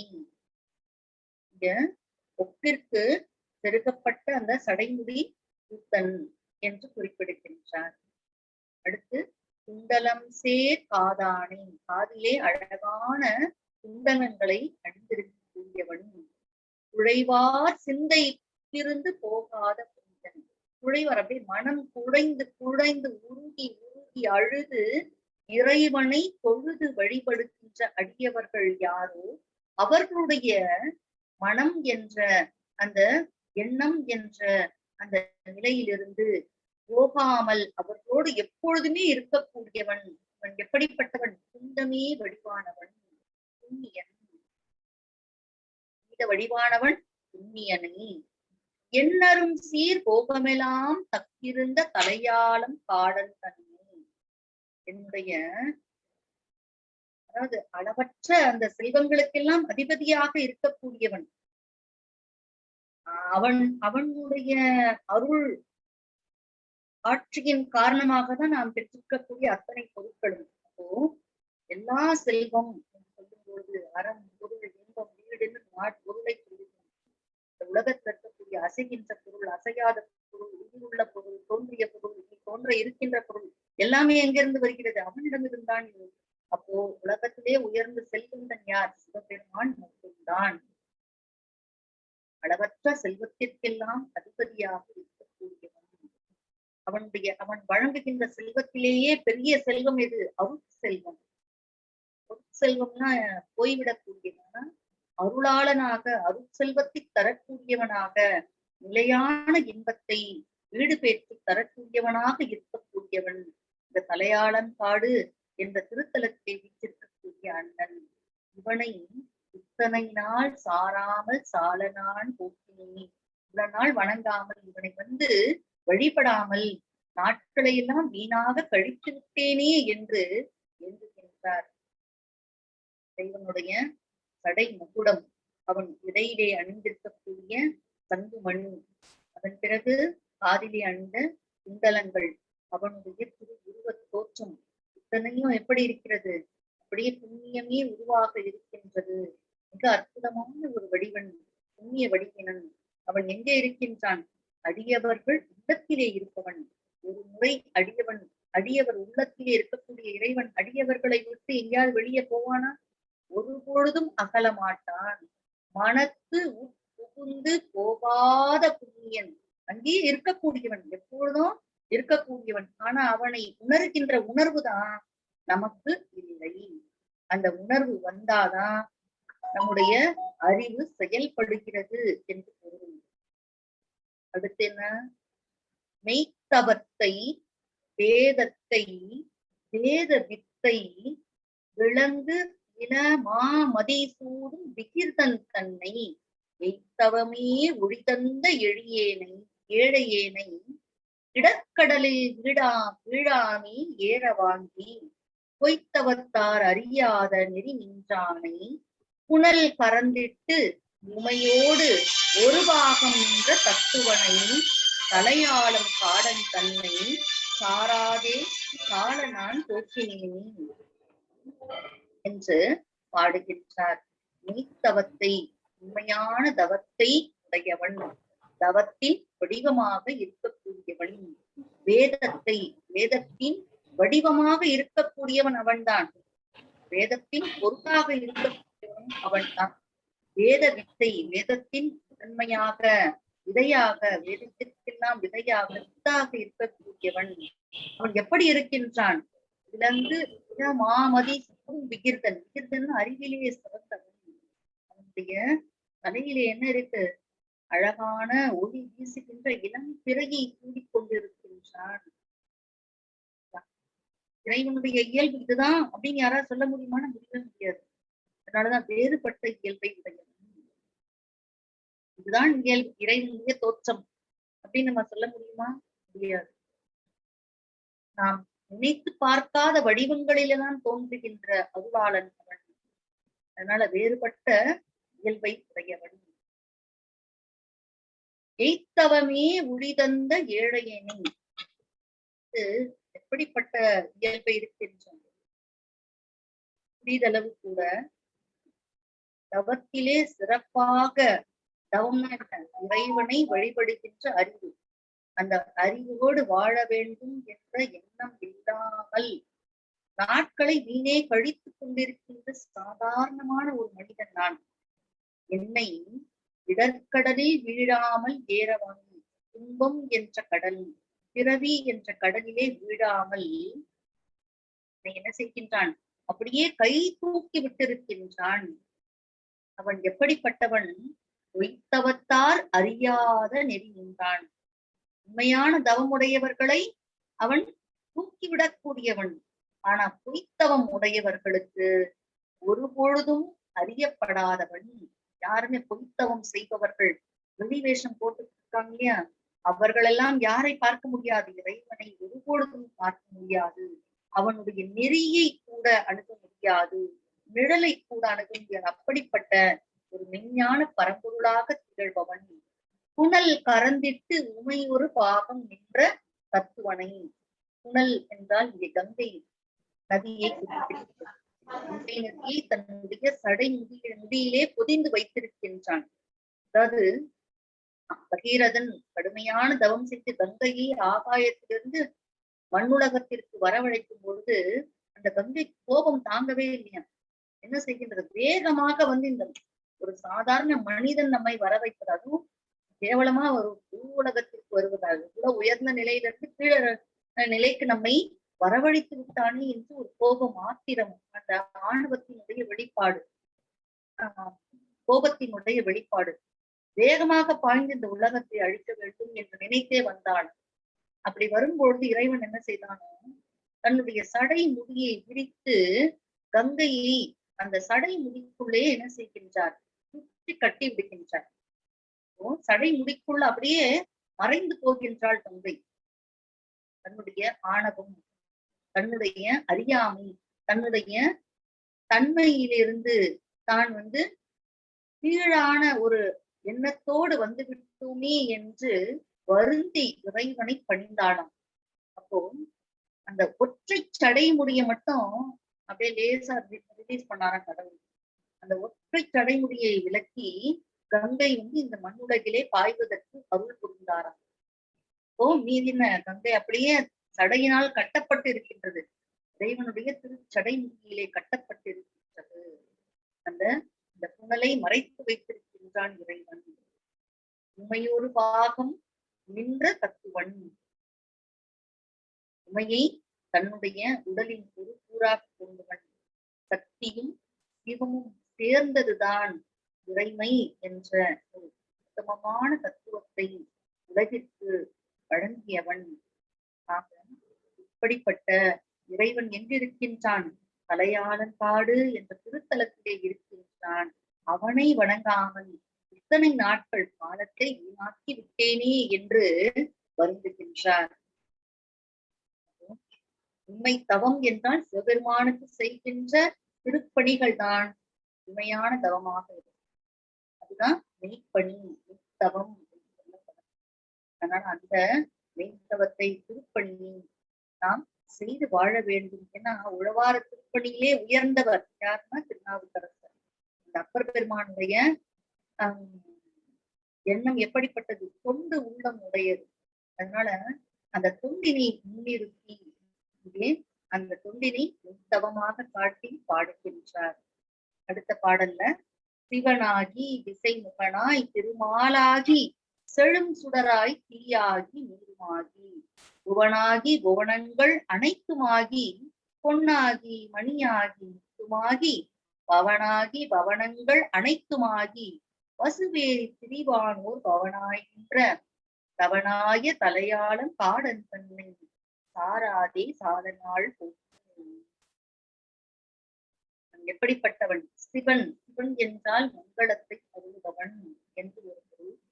அன்பே வடிவானவன், அவன்தான் சிவன். அன்பே சிவம் சொல்றோம். சிவம் அன்பினுடைய வடிவம் எதுவும் அதுதான் சிவன் வடிவம். சிவன் என்ற வடிவம் தங்கியிருக்கின்றான். திசைமுகன், 4 முகன கடவுளாக இருப்பவன் இவன்தான். திருமாலாகி காக்கின்ற கடவுள், திருமாலாக இருப்பவனும் இவன். இவனுடைய வடிவத்திற்குள்ளிருந்துதான் இந்த மற்ற தெய்வங்கள் எல்லாம் தோன்றியது. அதனால சிவபெருமான் என்ற அந்த வடிவத்திற்குள்ளிருந்து யார் யாரெல்லாம் வந்தாங்க, எதெல்லாம் வந்ததுங்கிறத இந்த பாடல் நான்முகன் திருமால். செழுஞ்சுடர், செழுஞ்சுடர்னா ஒளி வீசுகின்ற சுடராக சூரியன், சந்திரன், என்ற சுடர் என்பது சூரியன் சந்திரன் என்ற இரண்டையும் குறிப்பது. அது இரண்டும் இறைவனுடைய இரண்டு விழிகளாக திகழ்பவை. நெருப்பு என்பது நெற்றி விழியாக திகழ்வது.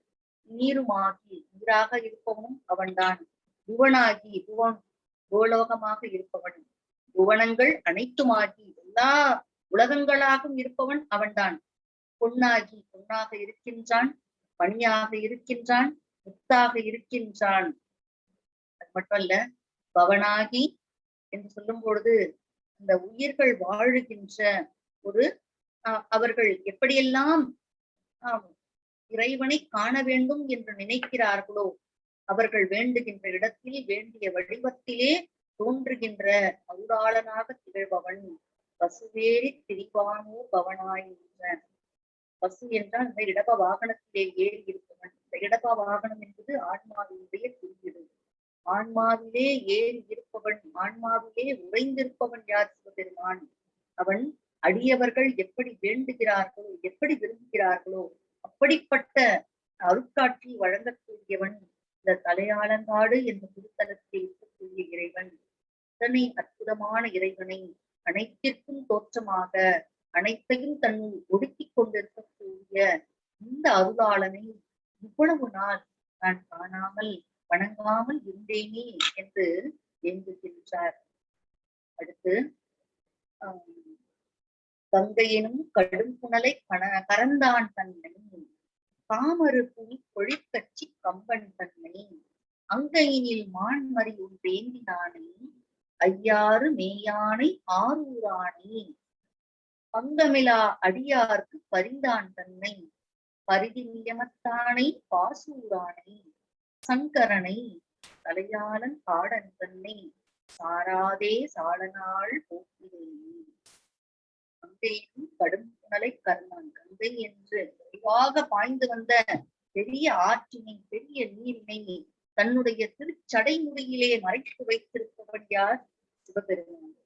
காமரு பூ பொழிற்கட்சி கம்பன் தன்னை.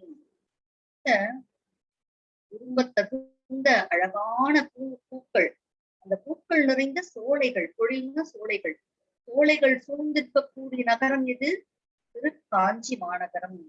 இந்த திருக்காஞ்சி மாநகரத்திலே இறைவன் என்ன பெயரில் இருக்கின்றான்? கச்சி ஏகம்பன் என்ற திருப்பெயரிலே இருக்கின்றான். அப்படி ஏகம்பனாக இருக்கக்கூடியவனை, அங்கையினில் மான்மறி ஒன்று ஏந்தினானை, அழகான கையிலே மான் கன்றை ஒரு கையிலே ஏந்திருக்கின்றான். மிக அற்புதமாக ஐயாறு என்ற திருத்தலத்திலே, திருவையாறு என்ற திருத்தலத்திலே அமர்ந்திருக்கின்றான். ஆரூரன், திரு ஆரூர் என்ற திருத்தலத்திலே வீற்றிருக்கின்றான். பங்கமிலா அடியார்க்கு பரிந்தான் தன்னை. பங்கம்னா குற்றமே இல்லாத அடியவர்கள், திருத்தொண்டு குறிக்கின்ற அடியவர்கள், அவர்களுக்கு எப்பொழுதும் பரிவை காட்டிக்கொண்டே இருக்கக்கூடிய கருணை அவர்கள் மீது, அடியவர்கள் மீது அளப்பரிய அன்பினை உடையவன் இந்த சிவபெருமான். பரிதி நியமத்தானை, பரிதி நியமம் என்ற திருத்தலத்திலே வீற்றிருக்கக்கூடியவனை. பாசூரான், பாசூர் என்ற திருப்பாசூர் என்று ஒரு திருத்தலம் உண்டு, பரிதி நியமம் என்று ஒரு திருத்தலம் உண்டு. இந்த திருத்தலங்களெல்லாம் வீட்டிருக்கக்கூடிய இறைவனை. சங்கரனை, சங்கரன் என்று சொன்னால் தீமையை அழிப்பவன், வினைகளை ஓட்டுபவன், மங்களங்களை எல்லாம் தரக்கூடியவன். இப்படி இருக்கக்கூடிய தலையாளங்காடு என்ற திருத்தலத்திலே வீட்டிருக்கக்கூடிய இந்த இறைவனை இவ்வளவு நாட்களாக காணாமல் வாழ்க்கையை வீணாக கழித்து விட்டேனே என்று ஏங்கி பாடுகின்றார். அடுத்த அருட்பாடலிலே விடம் திகழும் அறவரை மேல் வீட்டினானே, விண்ணவர்க்கு மின்னறிய அழகினானை, அடைந்தவரை அமர் உலகம் ஆழ்விப்பானை, அம்பொன்னை கம்பமா களிரட்டானை, மடந்தை ஒரு வாகனி, மகுடம் தன்மேல் வார்புணலும் வாளரவும் மதியும் வைத்த, தடம் கடலை தலையாளன் காடன் தன்னை, சாராதே சாலனான் ஊக்கினேன். விடம் திகழும் அறவரை மேல் வீற்றினானே. விடம் கொண்டிருக்கக்கூடிய அரவு என்றால் பாம்பு.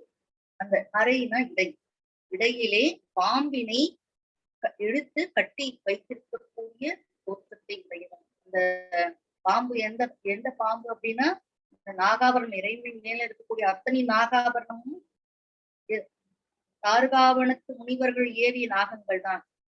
அதை என்ன செய்தான், ஒவ்வொரு நாகத்தையும் தலையில ஒன்றை சூடிக்கொண்டான், கழுத்திலே ஒன்றை சூடிக்கொண்டான், கரங்களிலே சூடிக்கொண்டான், இடையிலே சூடிக்கொண்டான், திருவடிகளிலே சூடிக்கொண்டிருப்பவன்.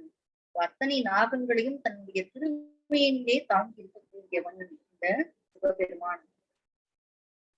அடுத்து என்ன, விண்ணவர்க்கும் எண்ணறிய அளவினான், தேவர்களால் கூட இவன் இப்படிப்பட்டவன்.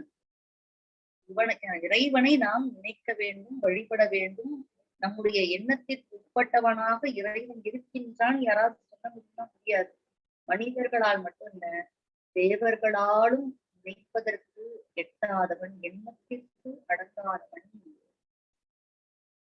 அடைந்தவரை அமர் உலகம் ஆழ்விப்பானை. தன்னை யாரெல்லாம் பொழுது வணங்குகிறார்களோ அத்தனை பேருக்கும் அமர் உலகம், தேவர் உலகம், சொர்க்க உலகத்தை காட்டுபவன், தேவலோகத்தில் வாழ்கின்ற ஒரு வாய்ப்பினை தரக்கூடியவன். பொன்னை, அழகான பொன் போன்ற தோற்றத்தை உடையவன். பொன்னார் மேனியனே தோலை அரைக்கசித்து என்று பாடியிருக்கிறார்களே, அந்த பொன்னாக இருக்கக்கூடிய இறைவன். கம்பமா களிரட்டானே, எப்படிப்பட்டவன்? செய்யக்கூடிய பெரிய களிறுனா யானை, அந்த யானையை அழித்தவன். தாருகாவனத்து முன்பர்கள் ஏறிய யானையை கொன்று தன்னுடைய திருமேனியிலே பொறுமையாக போக்கியிருப்பவன். அடுத்து என்ன, மடந்தை ஒரு வாகனை, இமயமையை தன்னுடைய ஒரு பாகமாக கொண்டவன்.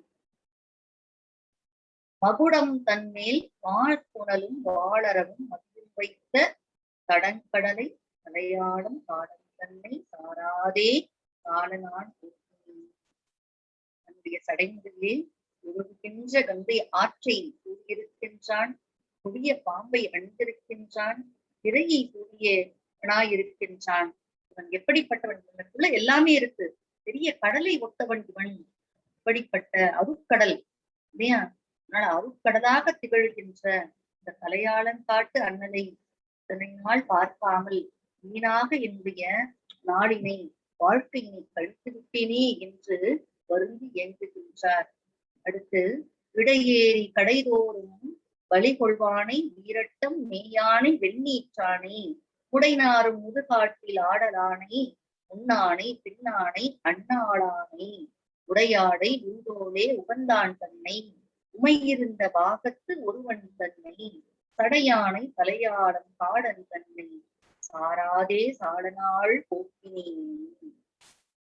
இடையேறி கடைதோறும் பள்ளி கொள்வானுக்கு விடப்ப வாகனத்தின் மீது ஏறி நின்று ஒவ்வொரு வீடாக நின்று பிச்சை ஏற்று நிற்கக்கூடியவன், பிக்ஷாடனன் என்ற அந்த வடிவத்தை தாங்கியவன்.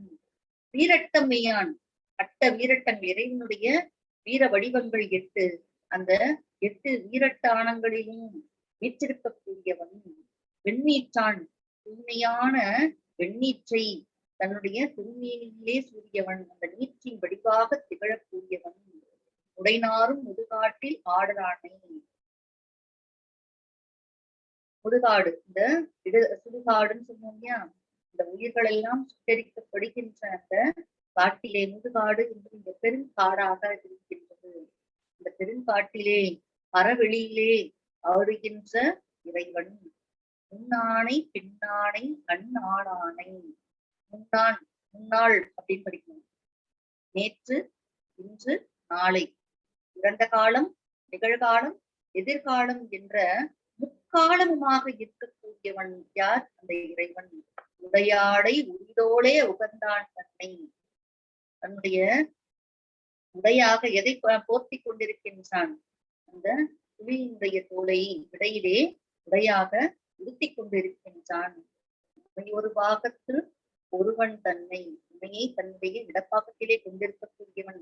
இந்த உலகத்திற்கெல்லாம் ஒருவன் தான் தலைவன், அவன் தான் சிவபெருமான். கடையானை, கடைமுடியை தாங்கி இருப்பவன். தலையாளம் காடன் தன்னை சாராதே சாடனான் போக்கிய, தலையாளன் காட்டிலே தன்னலை நான் இதுநாள் வரை பார்க்காமல் நாட்களை வீணாக கழித்து விட்டேனே என்று வருந்துகின்றார்.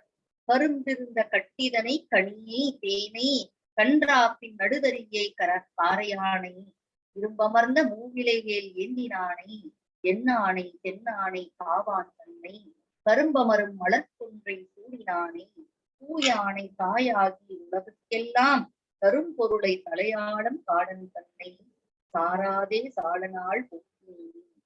கரும்புச்சாறு, இந்த சாறிலிருந்து எடுக்கப்படுகின்ற நல்ல கட்டியாக இருக்கக்கூடியவன், நல்ல சுவை மிகுந்த கனிகளாக திகழக்கூடியவன், தேனை போன்ற இனிமையான தன்மையை உடையவன். கன்றாப்பூர் என்ற அந்த ஊரிலே நடுவில் இருக்கக்கூடிய தரியாக இருக்கக்கூடியவன். கன்றியினுடைய வெண்கொம்பு, அந்த வெண்கொம்பை தன்னுடைய அணிகலனாக அணிந்திருக்கக்கூடியவன். இரும்பாலான 3 இலை வடிவத்தில் இருக்கக்கூடிய வேலை தன்னுடைய கையிலே எதிரி சூலம் ஏந்தியவனே அந்த வேலை ஏந்தியவன்.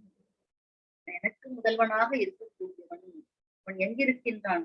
அழகாக திரு ஆனைக்கா என்ற திருத்தலத்திலே வீற்றிருக்கின்றான்.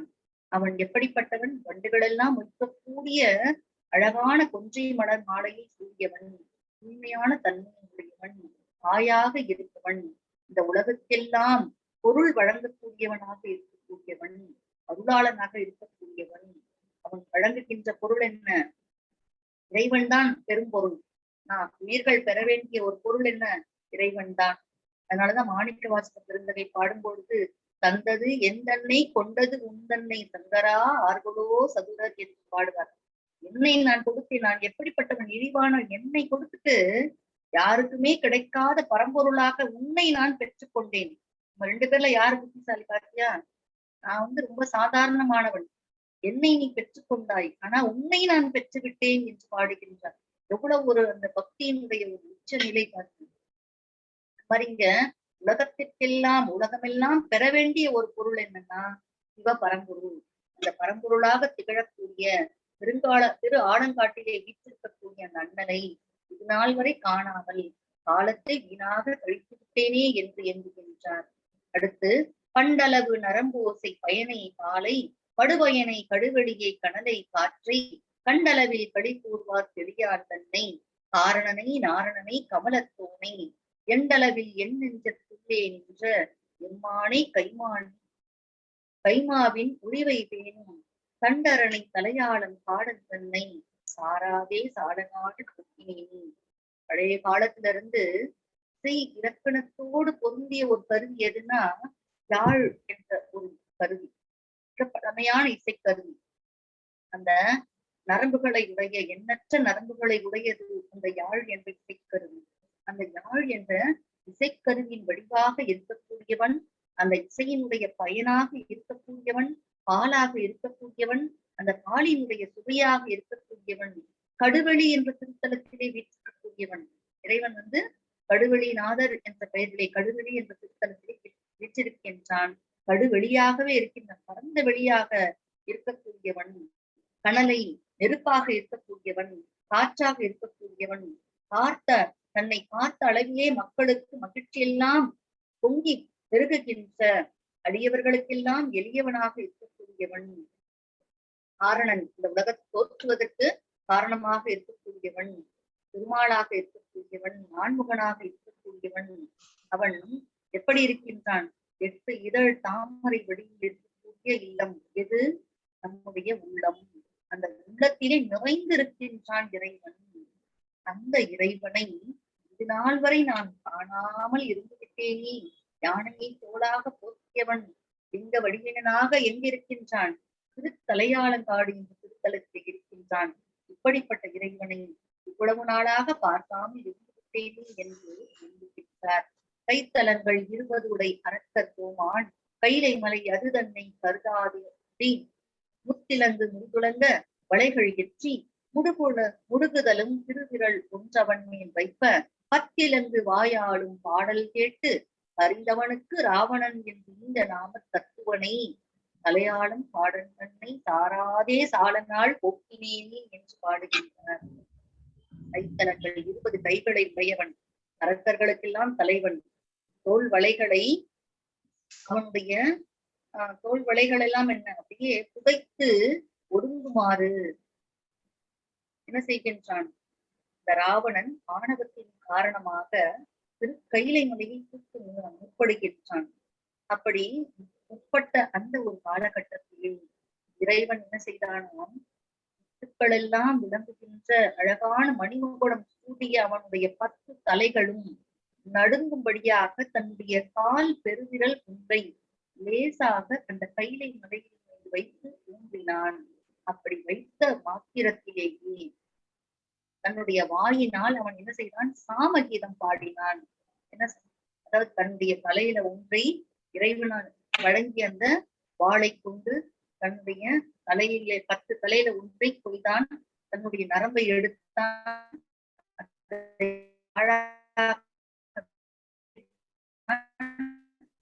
தன்னுடைய வாயாலும் சாமகீதத்தை பாடுகின்றான். மயங்குபவன் இறைவன். இவன் அலறல் அவனால தாங்க முடியல, அதனால அலறி அலறி ஓலமிட்டு அழுது அழுது தொழுது பாடுகின்றான். அவன் பாடிய அந்த சாமகீத பாடலை கேட்டு இறைவன் இரக்கம் கொண்டு அவனுக்கு இராவணன் என்ற அந்த பெயரை கொடுத்தான்.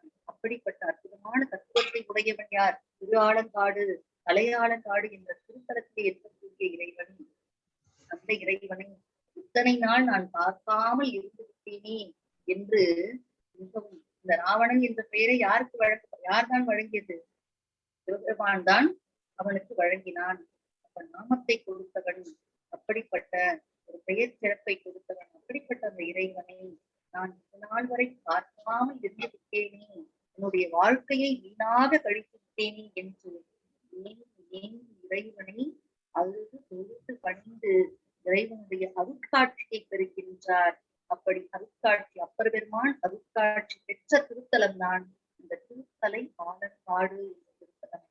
இத்தனை நேரமாக இந்த அற்புதமான இறைவனுடைய பெருமைகளை, சிறப்பினை பேசுவதற்கு நல்ல ஒரு வாய்ப்பை வழங்கிய தலையாலங்காட்டு இறைவனுக்கும் நம்முடைய குரு அருவுக்கும் இந்த வாய்ப்பினை இந்த இணைய வழியிலே வழங்கிய புகழினி பன்னாட்டு தமிழ் உயராய்வு இதழ் மற்றும் லண்டன் தமிழ் மொழி கழகத்திற்கும் ஒருங்கிணைப்பாளர் ஜெயவாணி அம்மையாருக்கும் திருத்தலத்திலே இருக்கக்கூடிய இறைவனுடைய திருத்தோற்றத்தையும் கோயில் அமைப்பினையும் அழகான படங்களாக வெளியிட்ட ஆஸ்திரேலியாவை சேர்ந்த அன்புஜெயா ஐயா அவர்களுக்கும் இதனால் இத்தனை நேரமாக இந்த உரை பகிர்வினை, இந்த திருத்தல சிந்தனையை அடியேனோடு சேர்ந்து சிந்தித்த அடியார் கூட்டத்தினர் அத்துணை பேருக்கும் என்னுடைய மனமார்ந்த நன்றியை தெரிவித்து அமைகின்றேன். திருச்சிற்றம்பலம். நன்றி அம்மா.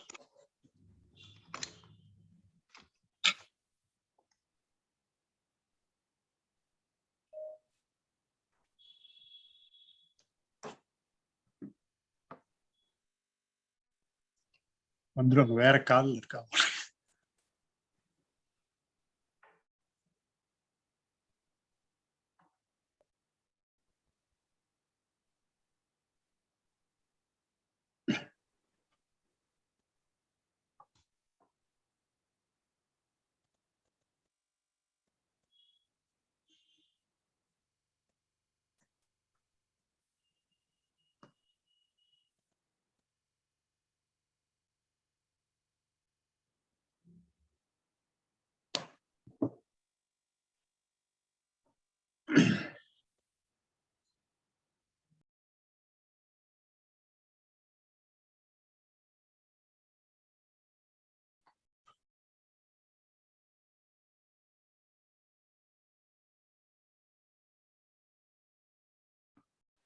ஏன் முடிச்சிட்டாங்களா அம்மா? முடிச்சிட்டாங்க. காவியா வர சொல்லுங்க. காவியா அங்க பாடிட்டு இருக்காங்க, இப்பதான் விட்டுட்டு வரேன் நானு. அங்க ஆளு ரொம்ப நேரமா படிச்சிட்டு இருக்காங்க. அம்மாவே பாட சொல்லலாமா?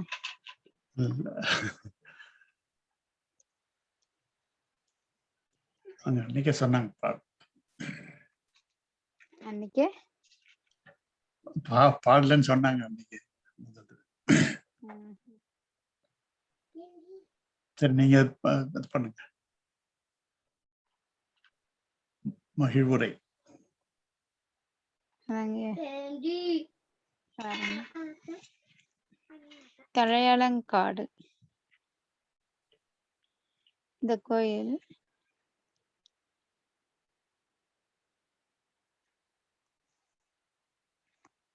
நர்த்தனபுரீஸ்வரர் கோயில் என்று வழங்கப்படுகிறது. புராண பெயர் தழையலங்காடு, தலையாங்காடு என்று இறைவன் இங்க நர்த்தனபுரீஸ்வரர், நடனேஸ்வரர், ஆடவல்ல நாதர் என்று வழங்குகிறார்கள். தாயார் உமாதேவி, திருமடந்தை அம்மை. தலவிருட்சம் ஆலமரம், தீர்த்தம் சங்கு தீர்த்தம். இங்கு திருநாவுக்கரசர் பாடல் பெற்றிருக்கிறது. இங்க திருவாரூர் டிஸ்ட்ரிக்ட்ல இது இருக்கு. இங்க கொண்டம்பாசல்ல இருந்து ஒரு 53 கிலோமீட்டர்ல இந்த கோயில் அமைந்துள்ளது. இந்த தலத்துல முயலகனை அடக்கி அவன் முதுகை நெரித்து இறைவன் நடனமாடிய கோயில் என கூறுகின்றனர். இங்கு கபிலர் முனிவர் வழிபட்ட தலம்.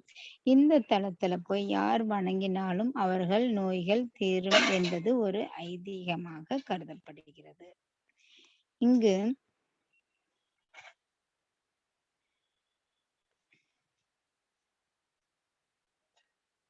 சங்க காலத்துல இந்த ஊர் தலையாலங்கானம் என்னும் பெயரிலேயே இருந்திருக்கிறது. இது தலையாலங்கானத்து செருவென்ற பாண்டியன் பெயரும் அனைவரும் அறிந்தது. இந்த கோயில்ல கோயிலின் முன்னாடியே தீர்த்தம் காணப்படுகிறது. இதில்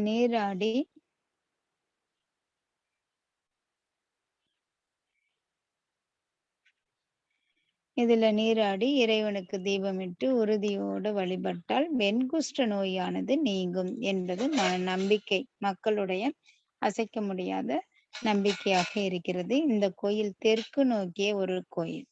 இந்த சுவாமி அம்பாள் கோயில் மட்டுமே காணப்படுகிறது. இங்க சாமி சன்னதியிலேயே விநாயகர், விஸ்வநாதர், தல விநாயகர், முருகன், பைரவர், நால்வர் சன்னதியும் நம்மளுக்கு இருக்கின்றன. மூலவர் அழகான திருமேனி, அம்பாள் தெற்கு நோக்கிய சன்னதி. இங்கு எண்கண் கோயிலுடன் இந்த கோயில் இணைந்ததாகும். அருகாமையிலேயே எண்கண், குடவாயில், பெருவேலூர் முதலிய திருமுறை திருத்தலங்களும் இருக்கின்றன. இங்கு மெய்தவத்தை, வேதத்தை, வேத வித்தை விளக்குகள் என்று இந்த பாடலை அழகாக நம்மளுக்கு எடுத்து காட்டியிருக்கிறாங்க.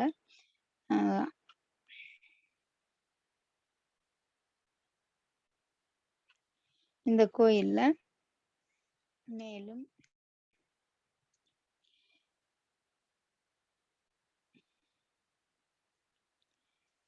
தல சிறப்பு என்று பார்த்தோம்னா இங்க இறைவன் சுயம்புலிங்கமாக காட்சியளிக்கின்றார். சிவனுடைய தேவார திருத்தலத்துல இது 156வது தலம். இந்த கோயில்ல பிரார்த்தனை சொன்னோம். தலத்தினுடைய பெருமையை நம்ம சொன்னோம். இந்த வெண்குஷ்டம் தீங்கும் அப்படிங்கிறது இங்க தல வரலாறு அம்மையார் அழகாக எடுத்து சொன்னாங்க. தாரகாவனத்து முனிவர்கள் சிவபெருமானை அழிப்பதற்காக ஒரு வேள்வியை நடத்துறாங்க. அதிலிருந்து தோன்றிய அந்த யானையினுடைய தோலை சிவன் உரிக்கின்றார். மானை தன் கையில் ஏந்தி கொள்கின்றார். முயலகன் என்ற அரக்கனை அழிக்கின்றார். அவனது முதுகில் ஏறி நர்த்தனம் ஆடிய தலமும் இதுவே ஆகும். இங்கு தமிழ்வேந்தர் அதாவது சங்க காலத்துல இந்த தலத்துல பாண்டிய நெடுஞ்செழியனுக்கும் ஏனைய தமிழ் வேந்தர் இருவருக்கும் கடும் போர் நிகழ்கிறது. அதுல பாண்டிய நெடுஞ்செழியனானவன் வெற்றி பெறுகின்றான். அவனுக்கு தலையாலங்கானத்து செருவென்ற நெடுஞ்செழியன் என்ற சிறப்பு பெயரும் இந்த இடத்துலதான் அவருக்கு கிடைக்குது. மேலும் கபில முனிவர் பூசித்த தலம். அந்த வகையில நம்மளுக்கு அம்மையார் அவர்கள் அழகாக விளக்கம் கொடுத்து அந்த கோயிலுடைய தல பெருமைகளை எல்லாம் எடுத்து கூறி நமக்கு உரையாற்றியதற்கு அம்மாவிற்கு அடியார்களின் சார்பாக நன்றியை உரித்தாக்குவோம். இப்பொழுது நமக்கு பாடல் யாருக்காவது இதுல தேவாரம் பாட தெரியுமான்னு கேளுங்க. எத்தனை பேருக்கு? வான்முகில் வழாது பெய்க மலிவளம் சுரக்க அவ்வளவுதான். மண்முறை அரசு செய்க குறைவிலாது உயிர்கள் வாழ்க நான்மறை அறங்கள் பூங்க நற்றவம் ஏந்தி மல்க மேன்மைகள் செய்தி சிற்றம்பலம். திருச்சிற்றம்பலம். நன்றி அம்மா, மிகவும் சிறப்பான உரை அம்மா. நல்லா இருந்தது. நானும் கேட்டுட்டு தான் இருந்தேன். திடீர்னு அங்க ஆள் இல்லைன்னு கூப்பிட்டதுனால போக வேண்டியதாயிடுச்சு. தவறா நினைச்சுக்க வேண்டாம். நல்லா இருந்ததுங்க. நல்லா அழகா எடுத்து சொன்னீங்க.